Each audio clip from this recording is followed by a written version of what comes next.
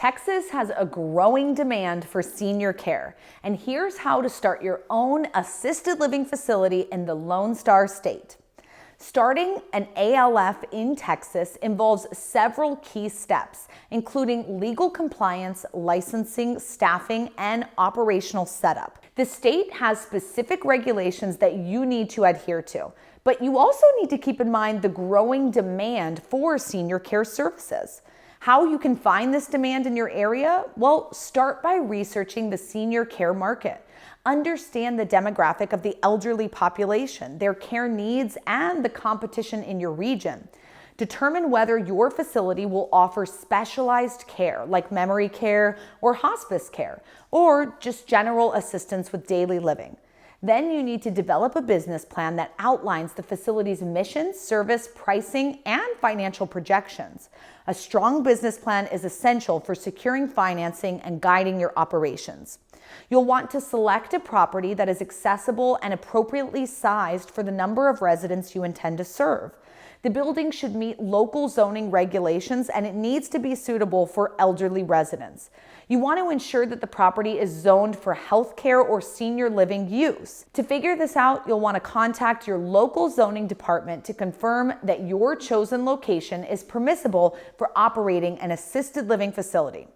The Texas Department of Aging and Disability Services, DADS, is your new best friend. Yes, DADS. That's what it's called, and seriously, you're going to get to know them well. In Texas, assisted living facilities are licensed and regulated by the Health and Human Services Commission, which oversees the Licensing and Regulatory Services Division. The HHSC, the Health and Human Services Commission, they're the ones to ensure that the facility meets health and safety standards as well as resident care standards. You will need a residential care facility license. Depending on your facility's size and scope, you may need a Type A or a Type B license. A Type A license is for residents who are able to evacuate independently or with minimal assistance.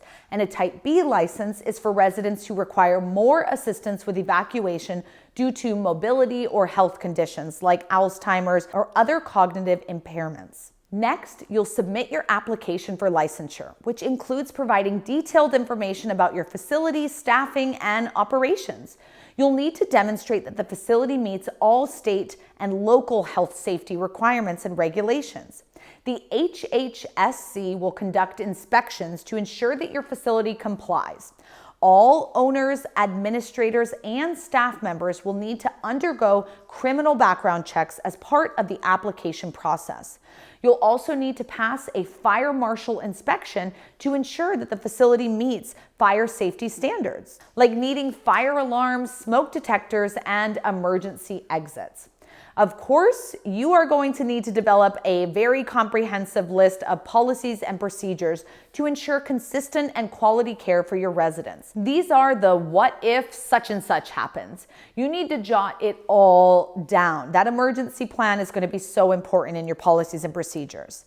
Make sure to check out this other video right here on the 3 smartest options to participate in RAL, where I share how you can get started today opening your own care home, cash flowing, and having a place for your loved ones if they need care and assistance. Next, you're going to build the home or renovate the home to accommodate the seniors. Typically, in most parts of Texas, you're allowed to have 16 residents in a single family home. So the bigger, the better. It's Texas, baby. Think 300 to 500 square feet per resident. And then you'll furnish the home and start hiring and training the staff. You'll need a licensed administrator and caregivers, maybe a chef, handyman, landscaper. All these different people will be good for you to hire. Of course, you won't want to use your own money to do this. So using that business plan and pro forma we talked about to start raising the capital, it'll be really important.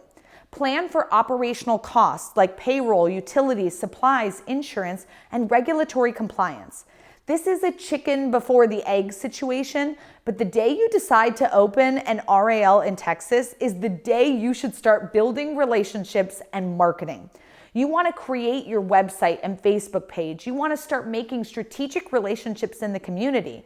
And you want to befriend elder law attorneys, geriatric doctors, hospice agencies, and placement agents. Once you're ready to open and you've got your certificate of need and your license, you're ready to go, baby. It's time to host an open house to get as many people through the door to see what you've created. Texas is a business-friendly state, and RALs are starting to become super popular there. This is a great time to get involved. Starting an assisted living facility in Texas requires careful planning, understanding state regulations, and a commitment to providing high-quality care for seniors. By following the steps, like researching the market, obtaining the necessary license, hiring your qualified staff, ensuring the facility meets health and safety standards, and marketing for your services, you can create a successful and rewarding assisted living facility that meets the growing demand for senior care. But I also want to warn you of this. A lot of people get started in this industry and there's no one there to help answer questions or guide them along the way.